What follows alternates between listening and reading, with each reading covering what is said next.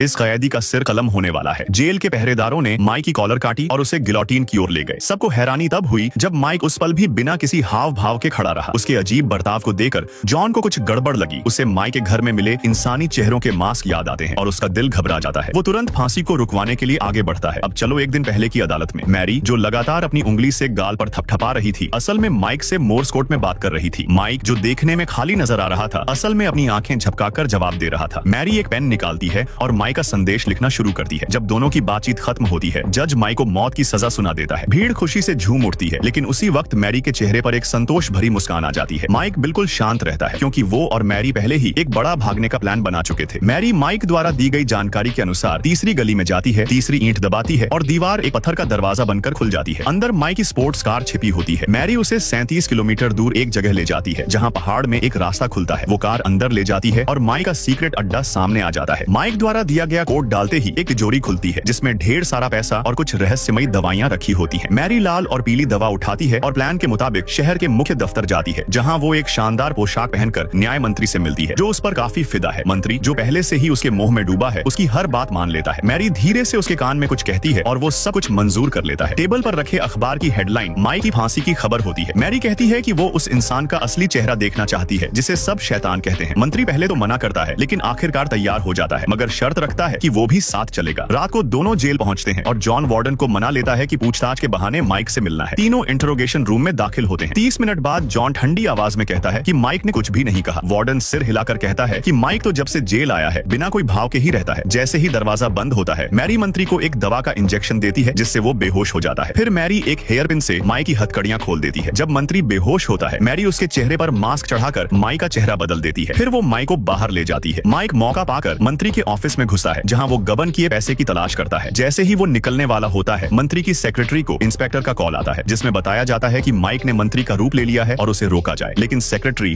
उसे किसी ठगी की कॉल समझकर गुस्से में काट देती है। माइक, जो सब सुन रहा था, जल्दी से वहाँ से भागता है। उस पुलिस वाले के सामने से निकलता है जो उसे पकड़ने आया था। फिर वो बाहर निकलकर मैरी की कार में बैठता है और दोनों वहाँ से निकल जाते हैं। जेल में एक अजीब नियम था। कैदियों के घर से जो भी खाना आता, गार्ड्स उसे छोटे छोटे टुकड़ों में काट देते, यहाँ तक कि साबुन तक को नहीं छोड़ते थे। ये सब इसलिए किया जाता ताकि कोई अंदर हथियार न ला सके और कैदी भाग न सके। लेकिन जैक नाम का एक कैदी था जो भागने में उस्ताद था। उसने चम्मच से फर्श की टाइलें हटाई और वहाँ से पहले से छुपाया हुआ एक छोटा शीशा निकाला। फिर उसने इसे हल्के से तोड़कर एक साफ टुकड़ा अलग किया। बाकी के टुकड़ों को कागज में लपेटकर टॉयलेट में बहा दिया। तभी अचानक गार्ड्स ने कोठरी की तलाशी लेनी शुरू कर दी। जैक ने झट से शीशे का टुकड़ा अपने मुंह में छिपा लिया। गार्ड्स ने सबकी बारी बारी से तलाशी ली। जिनकी तलाशी पूरी हो गई थी, वो दरवाजे के बाहर खड़े थे। अगर तलाशी ऐसे ही चलती रही तो टॉयलेट में फेंका गया कागज पकड़ में आ सकता था। जैक ने जल्दी से दीवार पर लगी फ्लश की चेन खींच दी। फ्लश की आवाज सुनकर गार्ड ने अंदर देखा। जैक ने बताया, मैंने किया। गार्ड बोला, दोबारा ऐसा नहीं होना चाहिए। बाहर से भी फ्लश करने की सुविधा थी, इसलिए वो बच गए। गार्ड्स ने अलमारी देखी, सामान इधर उधर फेंक दिया, बेड, खिड़कियां सब चेक किया। जब कुछ भी नहीं मिला तो गार्ड्स चले गए। लेकिन जैक के लिए तो छोटी छोटी चीजें भी भागने का जरिया बन सकती थी। उसने शीशे के टुकड़े को धागे से टूथब्रश में बांध दिया। अब उसके पास एक सही औजार था। उसने इसे दरवाजे के छोटे छेद से बाहर निकाला और अब वो गार्ड्स की हर हरकत देख सकता था। फिर उसने फोल्डिंग बेड के पैरों को निकाला, हाथ में तौल कर देखा, वजन एकदम सही था। अब ये हथौड़े का काम करेगा। फिर उन्होंने कोने में रखा कार्डबोर्ड हटाया और 5 लकड़ियां उखाड़ दी। नीचे सख्त कंक्रीट था। जैक ने वार करने शुरू कर दिए। आवाज तेज थी। उसके साथी घबरा गए कि कहीं गार्ड्स सुन न ले, लेकिन जैक ने पहले ही सब सोच रखा था। आज सामने वाली कोठरी में टॉयलेट की मरम्मत हो रही थी। अगर आज मौका चूक गया तो दोबारा नहीं मिलेगा। जैसा सोचा था, सब आवाजें आपस में मिल गईं और गार्ड्स को कुछ समझ नहीं आया। थोड़ी देर में फर्श में दरारें आ गईं। जैक के साथी खुश हो गए और मिलकर हथौड़े मारने लगे। कहते हैं, जब सब मिलकर मेहनत करते हैं तो काम जल्दी होता है। 5 कैदियों ने मिलकर छोटा सा छेद बड़ा कर दिया। फिर जैक ने एक कागज जलाकर छेद में डाला। लौ हिलने लगी, मतलब सुरंग में हवा थी, पर ये रास्ता कहाँ जाता था किसी को नहीं पता था। उन्होंने टूटी हुई मिट्टी और कंक्रीट उसी छेद में डाल दी। ये आदमी पूरे 500 सालों तक सोया रहा। जब वो उठा तो दुनिया पूरी तरह तबाह हो चुकी थी। इमारतों को गिरने से रोकने के लिए रस्सियों से बांधा गया था। पुल टूट चुके थे और कभी ठीक नहीं हुए। वो लोगों से पूछने लगा कि क्या हुआ है, लेकिन कुछ बेवकूफों ने उस पर हमला कर दिया। वो बहुत प्यासा था। उसने पानी पीने की कोशिश की,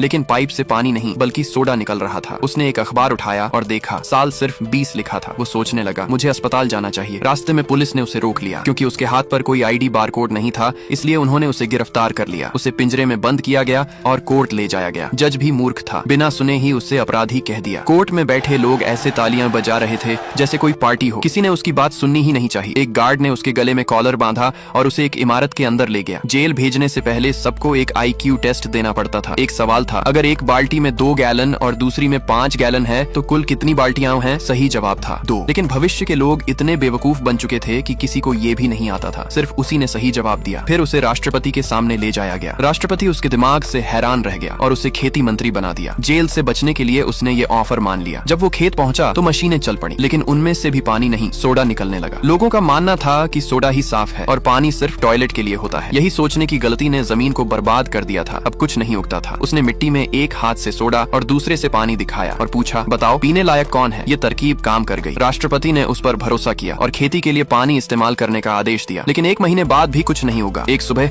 हजारों लोग उसके घर के बाहर जमा हो गए। वो सब सोडा कंपनी में काम करते थे, क्योंकि उसके फैसले से सोडा की बिक्री गिर गई थी और कई लोग बेरोजगार हो गए थे। उसे सजा देने के लिए राष्ट्रपति ने उसे एरिना भेज दिया, जहां उसे हथियारों से लैस कारों से लड़ना था। लेकिन तभी स्क्रीन पर फसल उगने की तस्वीरें आईं और सब लोग हैरान रह गए।